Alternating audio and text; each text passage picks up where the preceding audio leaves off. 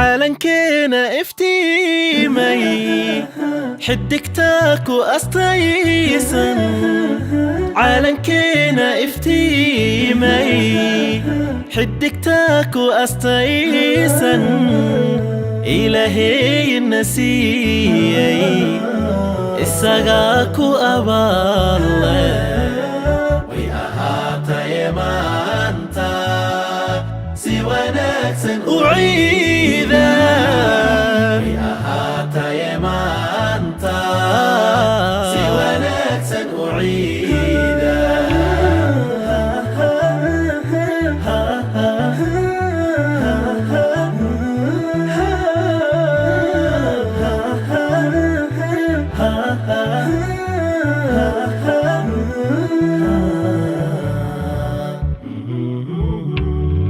maantay oo ay tahay maalin ciida oo soddonkii Ramadaan aan soo soonnay waxaan marka ugu horeysa uga mahadcelinaynaa Ilaahay subxaanahu wa ta'ala naga ogolaaday na soo gaarsiiyay xilligan mahadda koobaad Ilaah baa iska leh mahadda labaad waxaan u mahadnaqayaa gudoomiye Maxamed Cabdulqaadir oo runtii aniga waqti dhaweyd bay ii ahayd oo noo ii yeeray oo uu yiri meel baan gurigaygaan rabaa inaan dadka ciida aan kala hadlo gudoomiye aad iyo aad baan kaaga mahadcelinayaa iyo tiinka meediyaha sideeda bulshada dad iliida baa iyadoo wixii ka dhaxeeyaan wax qabta marka qof kasta oo asagu isxilqaama oo nationka Soomaalida kamid ah hadduu asagu wax qabto nationko dhan oo wax qabtay la mid tahay marka Allah idin barakeeyaan leenahay adiga iyo gudoomiyaha iyo meediyaha iyo kaliya aniga waxa igaga aadan munaasabadan waa ciid al-farax farxada ciida inaan ummadda Soomaali ummadda muslimiintu meel kasto joogaan aan iraahdo ciid wanaagsan gaar ahaan dadka Soomaaliyeed oo asal ahaan aan ka soo jeedno dalka gudihiisii iyo inta dibadda ila North America Carabaha adduunka oo dhan aan iraahdo ciid wanaagsan ciideeda kale Ilaahay ha nagu gaarsiiyo horumar iyo barwaaqo xanuunkan caamka oo adduunka oo dhan haysta oo aan muslim iyo kristan iyo midna kala lahayn Ilaahay waxaan ka baryayaa Ilaahay inuu naga qaado waa soo soonnay Ilaahu naga dulqaad xanuunkaas waa adduunka oo dhan buu khatar ku yahay dhinac kasta aad iyo aad baan idinkaga mahadcelinayaa gudoomiye xafladda tan aad gurigaaga noogu samaysay Ilaahayna ha ka abaalmariyo marar badan oo kalena noo yeero xafladaha badi waa ku imaanay aad baa u mahadsantii bismillahir rahmaanir rahiim ummadda islaamka Soomaalida qaasatan waxaan leeyahay ciid mubaarak bishii Ramadaan oo 30 cisho ayaan soo soonnay maanta waa maalin farxadeed ummadda Soomaaliyeed meel walba joogto qaasatan muslimiinta oo dhan waxaan leeyahay ciid mubaarak hadalku waa liiga horeeyay ma badinayo qaasatan waxaan maanta waxaan ku radaa hambalyo aan u joodiyo ka bacdi ummadda Soomaaliyeed waxaan u mahadcelinayaa ninka la yiraahdo gudoomiyaha jaaliyadda Soomaaliyeed Cabdiqaadir oo ognahay inuu yahay aad waxaan ku radaa u shaqo badan dadaalayo ummadda Soomaaliyeed dadaalayo qaasatan anigu markaan Cabdinaasir ahay waxaan arkaa asagoo ma ordaay 9-kii saaka ugu dambeysay waxaan arkayay asagoo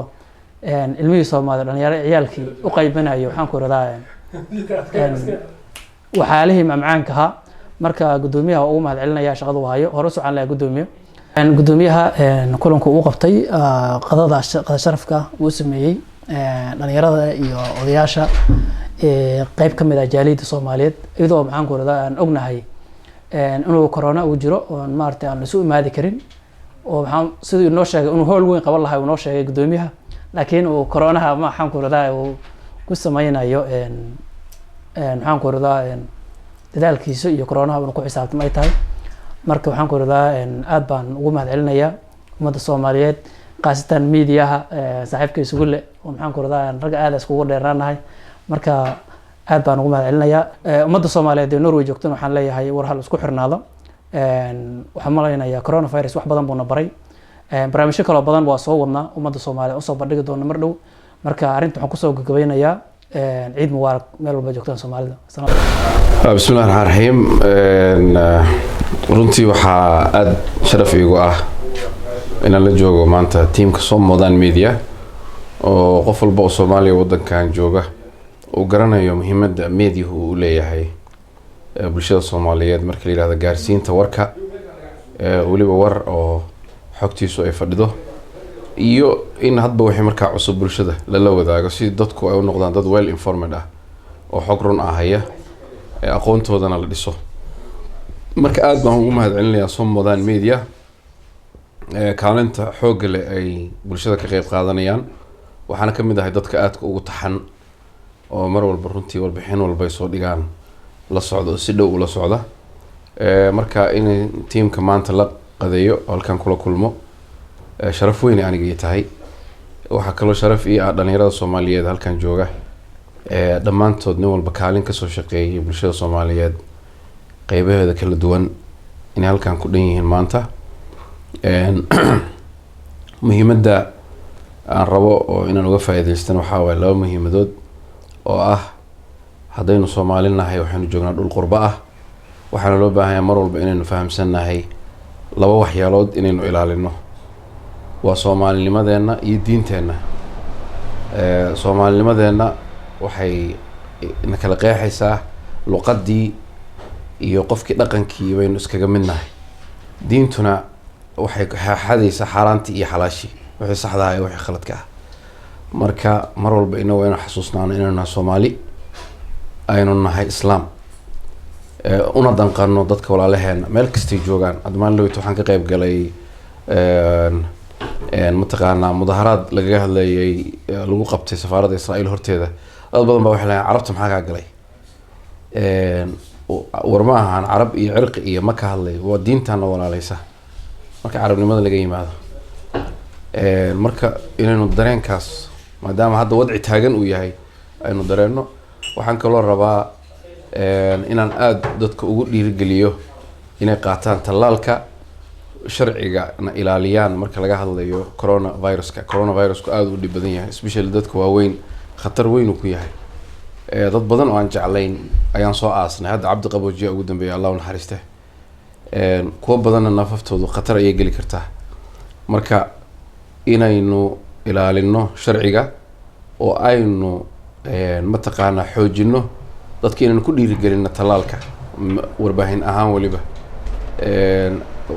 warbixinta ugu dambeysay Afton Boston 33% kaliya ayaa dadka waaweyn istalaalay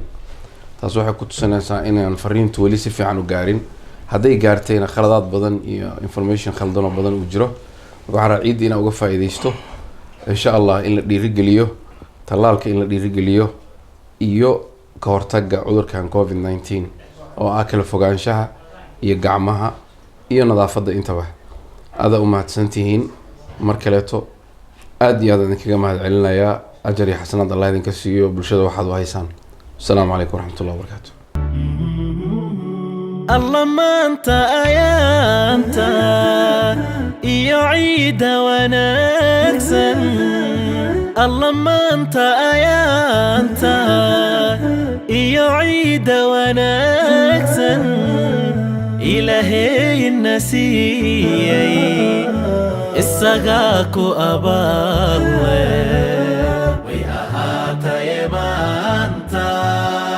سوى نكسا أعيدا